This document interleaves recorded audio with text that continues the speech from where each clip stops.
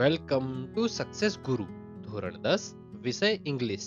આજે આપણે જોશું 2025ના બોર્ડના પેપરનો સેક્શન સી. તો ચાલો શરૂ કરીએ. સેક્શન સી માં પહેલો પ્રશ્ન છે match the language functions with the sentences. જેમાં આપણે વિભાગ એ માં પેલું આપેલું છે બાહુબલી કેન ડિફીટ એનીવન. આ વાક્ય વાંચીને જ આપણે ઇઝીલી જોઈ શકીએ છીએ કે એની તાકાત બતાવે છે. તાકાત એટલે ઇંગ્લિશમાં કહેવાય એબિલિટી. તો વિભાગ બી માં ક્યાં એબિલિટી આવે છે? હા, બી માં એબિલિટી આવે છે. તો બી જવાબ આવશે. તો આપણો જવાબ થશે બી, એક્સપ્રેસિંગ એબિલિટી. પછી બીજું છે Mayur never quarrels with his friend. Quarrel નો મીનિંગ થાય ઝઘડો.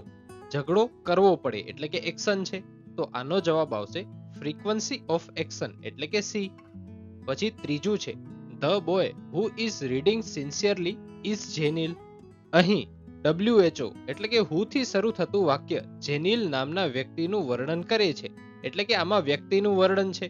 તો આનો જવાબ આવશે એ, ડિસ્ક્રાઇબિંગ પર્સન. તો લખી લઈએ 3 માં એ. આપણો પહેલો પ્રશ્ન અહીં પૂરો થાય છે. હવે આગળ વધીએ. હવેનો પ્રશ્ન છે choose and write the appropriate response to complete the conversations. જેમાં આપણો પહેલો પ્રશ્ન છે મિસ્ટર દવે ખાલી જગ્યા enquiry as a nature. Nirali you can search it on Google. જો તમે આનો જવાબ જાણતા હો તો કોમેન્ટ બોક્સમાં જણાવો. હા, હવે આપણે આનો જવાબ જાણીએ. આમાં કાઉન્ટ્સમાં શું કીધેલું છે? Inquiry as a nature. એનામાં ઇન્ક્વાયરીને પકડીએ. ઇન્ક્વાયરી એટલે પ્રશ્ન પૂછે છે. તો વિકલ્પમાં જે વિકલ્પની છેડે પ્રશ્ન ચિહ્ન નથી આવતો એ તો ઉડી ગયા, એટલે કે એ અને બી તો ઉડી ગયા. હવે રહ્યા સી અને ડી. તો સી વાંચીએ. How can I get information about this animal. આ આવી શકે, આ આવી શકે. હવે ડી વાંચીએ. વિલ યુ હેલ્પ મી. આ આવી શકે.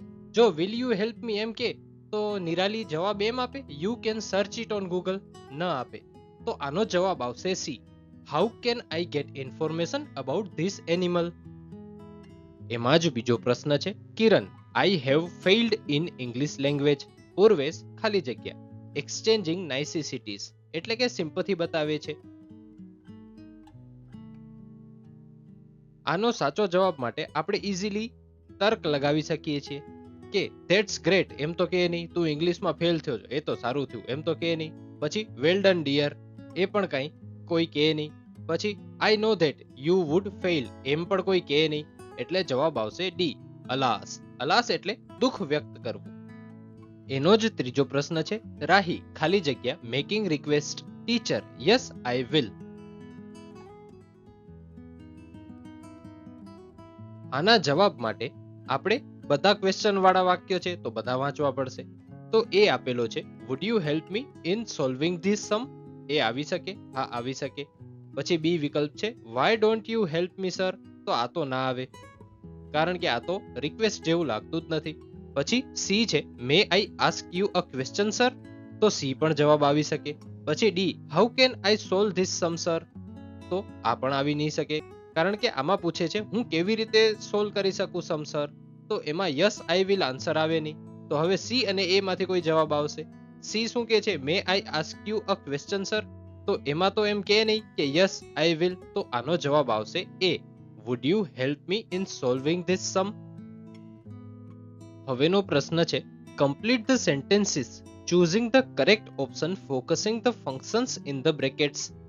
જેમાં આપણો પહેલો પ્રશ્ન છે યુ કેન ઓપ્ટ ફોર ખાલી જગ્યા શોઈંગ અલ્ટરનેટિવ્સ. આનો જવાબ જો તમે જાણતા હો તો કોમેન્ટ બોક્સમાં જણાવો. હવે જ્યારે પણ અલ્ટરનેટિવ્સ એવું કે ને તો કાં તો આઈધર ઓર વાળો જવાબ આવે કાં નાઈધર નોર વાળો જવાબ આવે. તો અહીં આઈધર ઓર ક્યાંય છે? હા, બી માં છે. નાઈધર નોર ક્યાંય છે? નથી, પણ નોર છે એટલે આપણે એ બે વિકલ્પ તો વાંચવા પડશે. તો બી ઓપ્શન આપેલો છે આઈધર સાયન્સ ઓર કોમર્સ. તો આ આપણો જવાબ થઈ શકે. અને ડી માં કીધેલું છે સાયન્સ નોર કોમર્સ. તો આ તો અધૂરું વાક્ય લાગે છે. એટલે આપણો જવાબ થશે બી, આઈધર સાયન્સ ઓર કોમર્સ. એનો જ બીજો પ્રશ્ન છે ધ ટ્રેન ખાલી જગ્યા સ્પેસિફાઈંગ લોકેશન. હા, આપણે સ્પેસિફાઈંગ લોકેશન એટલે કે લોકેશનની વાત થાય છે તો લોકેશન આવતું હોય એ જવાબ આવશે. તો એમાં આપણે આપેલું છે વિલ બી ઓન ટાઈમ. તો એમાં કોઈ લોકેશન આવતું નથી. પછી will arrive at Delhi soon, હા આમાં દિલ્હી એક લોકેશન છે. પછી આપણું સી ઓપ્શન છે ઇઝ રનિંગ લેટ ટુડે, તો એમાં કોઈ લોકેશન નથી.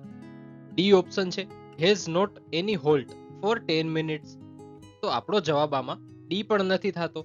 હા, તો આપણો જવાબ થશે બી, વિલ અરાઈવ એટ દિલ્હી સૂન. ત્રીજો પ્રશ્ન છે કાજલ આસ્ક્ડ મુન્ના ખાલી જગ્યા રિપોર્ટિંગ ઇવેન્ટ. હા, આપણે આ વાક્ય વાંચીને ખબર તો પડે છે કે આ ઇનડાયરેક્ટ સ્પીચમાં છે. તો હવે આપણે જવાબ જોઈએ. અહીં વાક્યમાં આસ્ક્ડ વપરાયેલું છે એટલે એ પ્રશ્નાર્થ વાક્ય છે એ આપણે સમજી ગયા. તો વિકલ્પ એ તો ત્યાં જોડી જાય છે કારણ કે વિકલ્પ એ માં આસ્ક્ડ સાથે ધેટ વપરાયું છે, જે વ્યાકરણની દ્રષ્ટિએ ખોટું છે. આસ્ક્ડ સાથે ક્યારે ધેટ લાગે નહીં, તો એ તો ઉડી ગયો. પછી બી શું છે, વોટ હી વિલ, હા આ અહીં ઉડી ગયું. જ્યારે પણ ઇનડાયરેક્ટ સ્પીચમાં થાય ને તો વિલ નું વુડ થઈ જાય, એટલે અહીં તો વિલ છે એટલે બી વિકલ્પ આમ ઉડી ગયો. પછી સી વિકલ્પ છે if he was busy that day, હા તો આ વાક્ય લાગે છે કે જવાબ હોઈ શકે. પછી ડી આપણે છતાંય વાંચી લઈએ, વેર ધેર હી હેઝ, હા આ અહીં ઉડી જાય છે. હેઝ નું હંમેશા હેડ હોય, ઇનડાયરેક્ટ હોય ને તો હેડ હોય, કોઈ દી હેઝ ન હોય. અને છેલ્લે ટુડે આવે છે એનું ધેટ ડે હોય, એટલે આપણો જવાબ થશે C, he was busy that day. હવેનો પ્રશ્ન છે complete the paragraph, fill in the blanks with the appropriate words from the brackets. હા, આપણે આમાં બ્રેકેટ્સમાં જે આપેલું છે એનામાંથી આપણે જવાબ લખવાના છે ખાલી જગ્યાના. સૌથી પહેલા તો ફકરો વાંચી લેવાનો. આવું પૂછાય ત્યારે સૌથી પહેલા ફકરો વાંચી લેવાનો. યુ શુડ નોટ ગેટ ખાલી જગ્યા બીકોઝ સમવન ડઝન્ટ ખાલી જગ્યા pay to your matter. You should ખાલી જગ્યા your way to dealing with someone and mind it if needed. હા, હવે આપણે આના જવાબ જોઈએ. જવાબ માટે સૌથી પહેલી ખાલી જગ્યા છે યુ શુડ નોટ ગેટ ખાલી જગ્યા બીકોઝ સમવન ડઝન્ટ, એટલે સુધીમાં છે પહેલી ખાલી જગ્યા. યુ શુડ નોટ ગેટ, અહીં ગેટ વપરાણું છે. તો ગેટ વપરાય ને ત્યારે હંમેશા એના પછી એડજેક્ટિવ એટલે કે વિશેષણ અથવા ભૂતકૃદંત એટલે કે V3 વપરાય. તો આપણે ઓપ્શનમાં જોઈએ તો V3 કયો દેખાય છે, ઇરિટેટેડ દેખાય છે, બાકી તો V3 નથી. તો આપણો પહેલી ખાલી જગ્યામાં જવાબ આવશે ઇરિટેટેડ. હવે આપણે બીજી ખાલી જગ્યામાં જોઈએ તો પહેલી ખાલી જગ્યામાં ઇરિટેટેડ મૂકી અને આખું વાક્ય વાંચીએ. You should not get irritated because someone doesn't ખાલી જગ્યા પે ટુ યોર મેટર. હવે કદાચ તમને આ ખાલી જગ્યા નથી સમજાતી તો આગળ વાંચીએ. યુ શુડ ખાલી જગ્યા your way to dealing with someone and mend it if needed. હા, હવે અહીં આવે છે યુ શુડ. શુડ છે ને એ મોડલ ઓક્ઝિલરી છે, જેના પછી હંમેશા ક્રિયાપદનું પહેલું પદ એટલે કે V1 આવે. તો હવે આપણી પાસે ઓબ્ઝર્વ અને એટેન્શન એ બે જ ઓપ્શન છે. તો એમાંથી V1 કયું છે, ઓબ્ઝર્વ છે. તો આપણી ત્રીજી ખાલી જગ્યામાં તો ઓબ્ઝર્વ આવશે. તો એટેન્શન ઓટોમેટિક બીજી ખાલી જગ્યામાં આવી ગયું. તમે એમ પણ સોલ્વ કરી શકો. અને આના માટે બીજું લોજિક એ છે, ક્યારે પણ આપણે જોઈએ તો પે અને attention, pay attention, pay bills, pay respect એવા શબ્દો આવતા હોય છે. તો પે વપરાય છે માટે હું અટેન્શન આવશે.